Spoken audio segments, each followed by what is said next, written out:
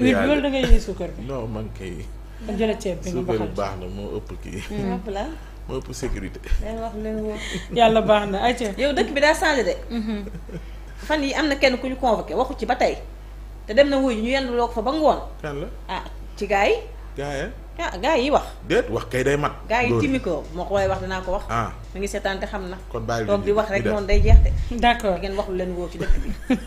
d'accord jërëjëf Ngoné Saliou Diop alors ñu daal di ñëw ci beneen ponk bi nga xam ne moom la ñuy waxtaanee dans une déclaration récente l'avocat et homme politique franco-sénégalais Robert Bourgi s'est exprimé de manière inquiétante à propos de la situation politique actuelle au Sénégal nee na moom daal dafa tiit daal di koy adressé nag directement au président Bassirou Diomaye Diakhar Faye et à son premier ministre Ousmane Sonko laaj bi mooy moom de quoi a-t-il peur? waaw beneen bi mooy est-ce que c'est une inquiétude fondée ou un simple effet médiatique? waaw tiit na de moom. ba tiital ci ab lettre ouverte boo xamante ne fësal nañ ko moom. Bourgi wax na ca njëlbeen bi. rapport yu mu am ak Pastef ne bi jamonoy naqari ci ñoom bokkoon na ci ñi ci dox. daan sax invité ñenn ci ñoom. ca benn hôtel. boo xamante ne daan na daje ak ñoom. waxit la mu daan wax Macky Sall ba mu naroon ko jural sax diggante ak moom. waaw waxit fi réew mi toll ci wàllu koom nga ñuy teg loxo. jàpp na ni genre règlement de compte la. waxit koppar yi ñu leen di jox ñoom jamono ji xamul koppar yooyu ci lan lay bàyyeekoo. ndax ju ay financement yi ñuy jot moo xam ci drogue beeg ya caaju. yooyu yëpp mu mujjee daal ci xamal président ne ko nanu jéem a soppeeku ndax li muy wax ni uti ci ku ko ci ne waaw góor wala ku koy jox leneen. tey alerté su ko waxee noonu tey alerté noonu. lu nu mën a jàpp la. wala yow loo yaakaar ci génnam gi ci contexte bi. waaw alhamdulilahi rabbil alamin alhamdulilahi rabbil alamin alhamdulilahi rabbil alamin. ba tey jàngi asal mesere yi. sant yàlla bu baax ba ñu demee ba Robert Bourgi naan j'ai peur taxaw naan j'ai peur. musul peur. alhamdulilahi rabbil alamin alhamdulilahi rabbil alamin parce que moom mooy nit ki nga xamante ne nii système mu France Afrique bu doon benn jëmm la la personne de Robert Bourgi mooy jëmmal France Afrique et loolu je pense que moom c'est quelqu'un boo xam ne nii li mu jot a dund pendant des années plus de 40 ans yoo xam ne nii dafa nekk nit koo xamante ne dafa nekk intermédiaire entre la France ak les dirigeants yi nga xamante ne ñoom ñoo nekk ci continent africain et moom ci boppam ci ay mémoire am moom moo dellu ci le sale boulot bi mu nekkee woon ci diggante France ak continent africain mu ñuy wax yu sew yu mu doon def moom nee na dafa doon contourner tout ce qui est diplomatie moom moo nekkoon derrière France wala sax Jacques Chirac le président bi nga xam ne nekkoon na conseiller am jot na liggéey aussi ak Nicolas Sarkozy. Oui. Et liggéey bu salte bi mu doon def moom ci boppam ci ay mémoire am il est revenu pour nous expliquer moom ci boppam. parce que ba jëloon mallette ba. la mu doon def mallette bi yooyu yëpp expliqué na ko fii parce que ci benn article bu may gis sur Dakar Actu buy dellu ci yenn détails yoo xam ne bind na ko. ci livre bi nga xam ne nii def na ko tuddee ko woon ils savent que je sais tout muy ma vie en France Afrique ci loolu Robert Bourgi di ñu expliquer il raconte le financement du RPR par la communauté libanaise d'Abidjan où il était installé au début des années 80 un total de 10 millions de dollars au minimum versé par Denis Sassou Nguesso du Congo, Omar Bongo du Gabon, Blaise Compaoré du Burkina Faso, Mobutu Sese Seko du Zaïre au profit de Jacques Chirac à l'approche de la présidentielle de 95. Afrique bii nekk ci situation bi moom moo doon financer ay partis politiques en France.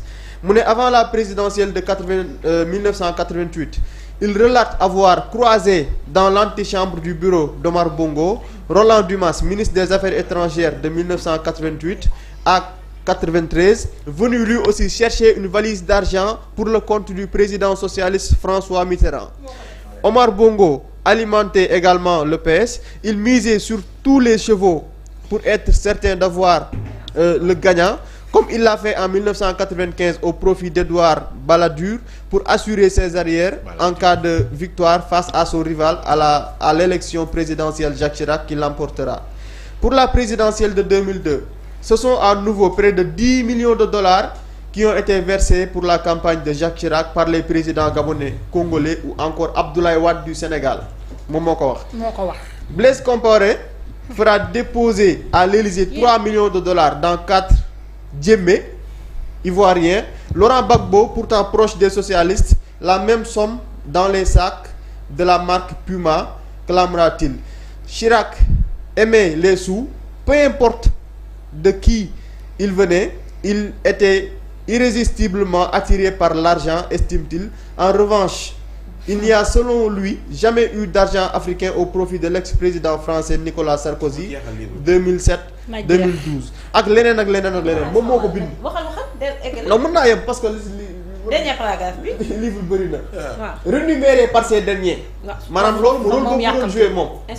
rémunéré par ces derniers, Robert Bourgi explique avoir joué les intermédiaires à leur profit.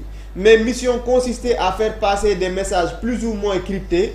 Je contourne la diplomatie officielle, affirme-t-il. Habitué à des coups médiatiques, M. Bourgi avait déjà formulé la plupart de ses accusations en 2011 dans la presse en pleine enquête judiciaire sur les biens mal acquis. Ces propos avaient provoqué l'ire de Jacques Chirac, qui l'a attaqué en diffamation de se résister en 2013. Madame. loolu yëpp mu juul fenn, j'ai juste une petite question. Oui. Qui est Robert Bourgi? mooy kan. Robert Bourgi moom mooy pilier wu France Afrique. mooy jëm bi nga xam ne moom boo naan France Afrique bu doon jëmm moom mooy France Afrique. voilà. donc France Afrique moom jëmm ji moom. ko taxawee duguti gi. parce que xaalis boobu nga xam ne day ay dirigeants africains yéen seen réew yu ndóol sonn. di ko defee ngeen jël seen xaalisu réew dem di ko financer di jee ay partis français juste parce que da ngeen bëgg xëy na France apporter leen lenn. yàggul dara wax na ci président Macky Sall.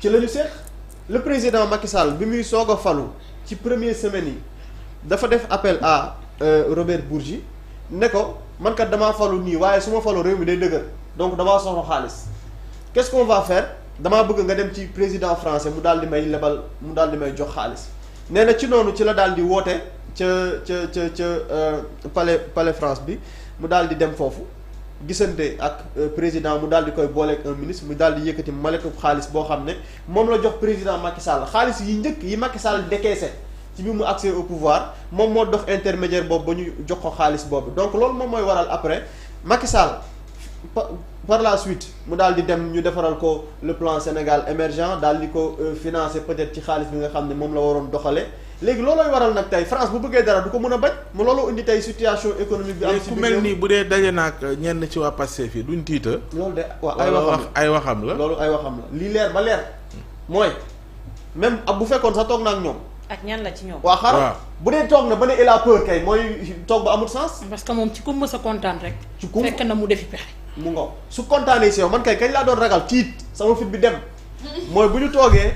Robert Bourgi naan vraiment Ousmane Sonko Bassirou Diomaye Faye sama xol bi sedd na si yéen ah sama xel dina tàmbalee tey waaye bu ñu demee ba nit ku mel nii nga xam ne lii moo nekkoon rôle bu mu doon joué ci diggante France ak réewu Afrique yi doon gisante ak njiit yi doon tracé ak ñoom di leen rëddal di xool nu ñuy doxalee France bu demee ba di jël ci alalu Afrique di dem di financer li nga xam ne moom moo di seen campagne donc loolu ça devient un problème donc kooku bu demee ba mënatul def ak ñii wala gis ne ñii fa ñu jëm baaxul mais loolu kay signal bu baax la si ñun sénégalais ñun ñi nga xam ne Sénégal moom la ñu bëgg donc je pense que loolu moom nouvelle gënu koo neex yàlla na gën a tiit yàlla bu mu yem si tiit yàlla na yegg si njàqare ci situation bi nga xam ne ci la réew mi nekk ak li nga xam ne moom la le président Bassirou Diomaye Faye di doxal. mami yemu ca amiin waay mami yemu ca yokk na ci nii ñi leen fal ñu ngi tàmbali seen yaakaar di yàkkeeku am ci yenn secteur yu mu lim.